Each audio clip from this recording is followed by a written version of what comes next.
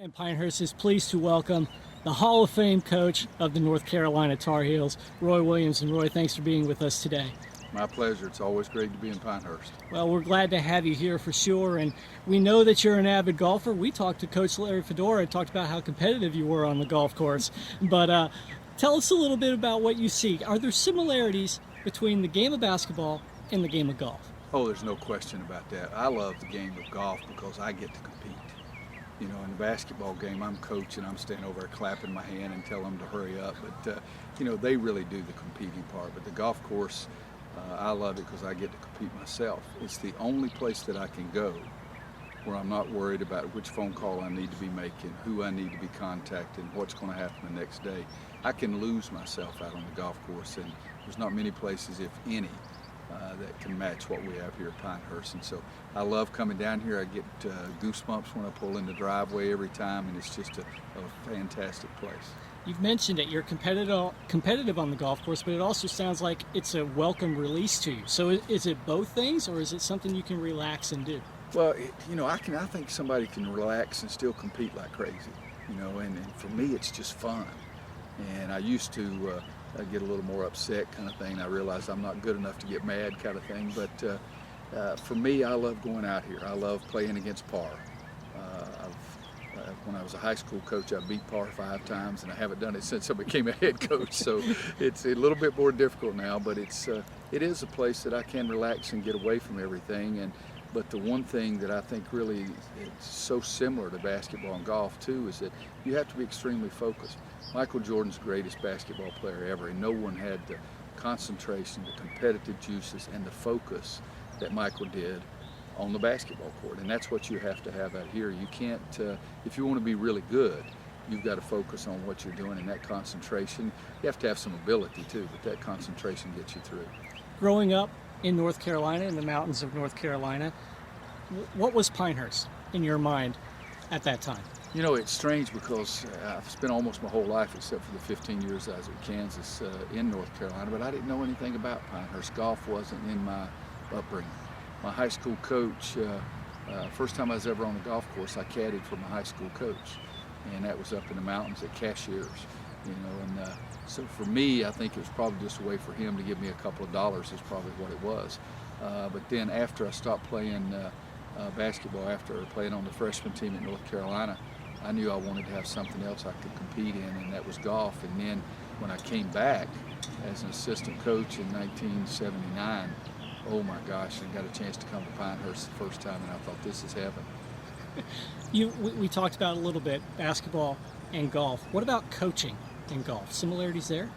Well, it is, you know, because you have your foursome matches, your best ball with your buddy and against 2 other guys, and you may have 10 matches going on, you know, and I like a lot of action, so there's a lot of things going on with my game. But I think coaching, what you have to do is get guys focused on a common goal and put 5 guys on the court at the same time that are trying to have that single purpose of winning the game.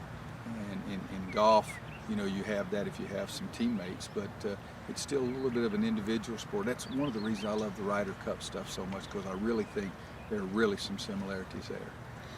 You know, you and Dean Smith have been known to have a few rounds of golf down here at Pinehurst. What's your best Dean Smith golf story? Oh, you know, Coach and I had a great time on the golf course.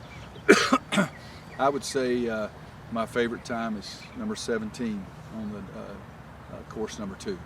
Coach has it in a spot where there's no way he's going to get it up and down. I'm getting cold chills even thinking about it.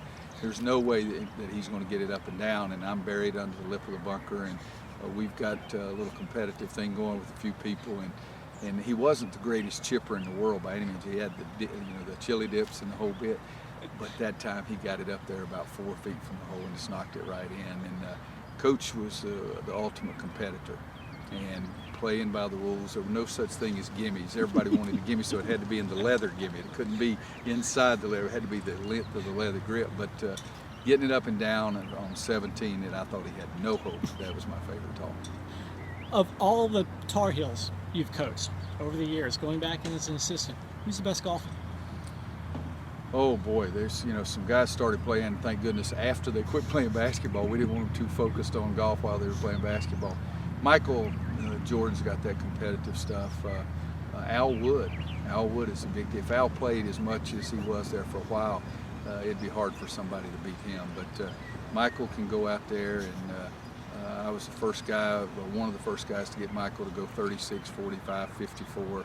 I can go 36 always, but I can't go any more than that. But I'd say Michael or Al Wood. What's a round of golf like with Michael?